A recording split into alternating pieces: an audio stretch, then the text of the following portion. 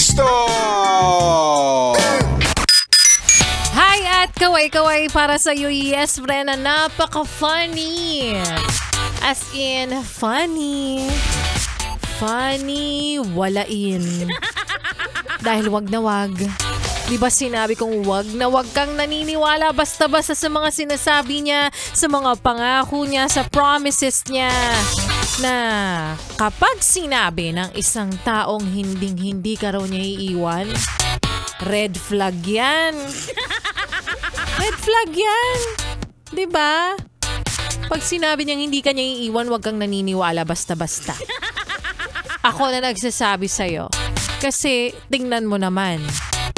May lumipad lang na ipis, iniwang ka. Kalalaking tao, takot sa ipis. Wow, bakit bawal ba?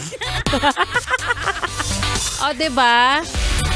Kasi sa totoo lang, dapat ipinaparamdam na lang. Hindi na dapat sinasabi lang basta-basta. Kung hindi mo siya kayang iwan o pinangako mong hindi mo siya iiwan, dapat gawin mo na lang. Huwag mo nang ibinubulalas. Diba? See? Sabi ko sa'yo, yes, friend eh. Dahil totoo naman na sa relasyon, sa maliliit na bagay nagsisimula ang away. O, tulad niya nangyari. O, may lumipad lang na ipis, nagawa kanyang takbuhan at iwanan pa. Kaya kung ako sa'yo, ngayon pa lang, nag-iisip-isip ka na dahil sa maliit na bagay, nagawa ka na niyang iwan. Samantalang ikaw, isipin mo ilang taon na kayo? O, hindi mo naman siya nagawang maiwan kahit maliit ang kanyang kwan. Yung, ano ba, nakita mo na nga eh. Ang liit-liit, diba? Kakarampot. Ang kanyang kinikita. Charot. Ayan ako, maayong hapong muli sa mga maot at guwapa na yes friend natin. Kasama mo na nga, kapiling, kakwentuhan, kachismisan at kaututang dila rin. DJ Laika Barista from 3 to 6 p.m.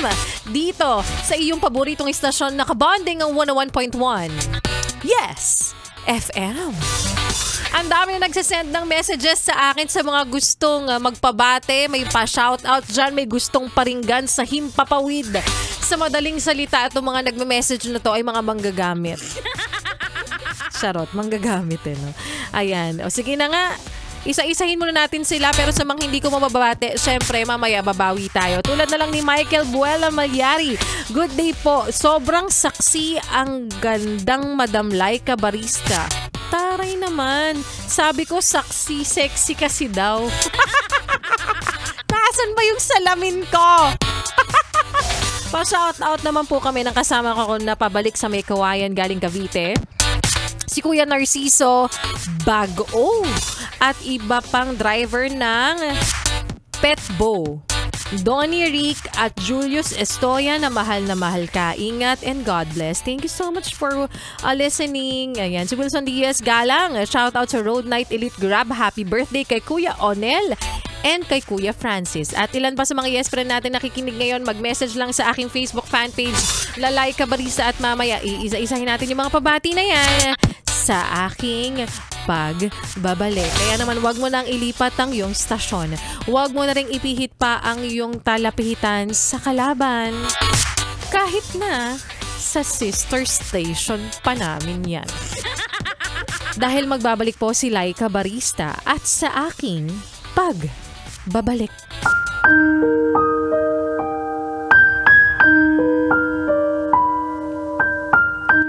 Sa ganda kong to, bakit ba pinagsisiksikan ko yung sarili ko sa'yo? Mabuti na lang at natauhan na ako. At simula sa araw na to, hinding-hindi na ako maghahabol pa sa'yo. At yan yes friend ang kwento na ating mapapakinggan mamaya sa aking pagbabalik para po sa ating Laika Barista Moments. Mamaya yan. Pero ngayon syempre yes friend, wag mo nang ilipat yung stasyon mo dahil itutuloy pa natin ang pakikinig mo sa mga kantahan ko ngayong hapon. Kasama ang susunod na kanta na para sa'yo na nangangakong magbabago na. Hindi na basta-basta magtitiwala. Ay, magpapapayat na pero ayan, humirit na naman siya ng may next year pa naman. Ganyan ka naman.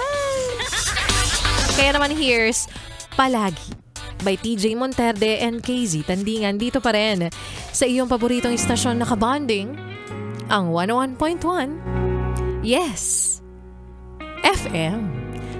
Solid.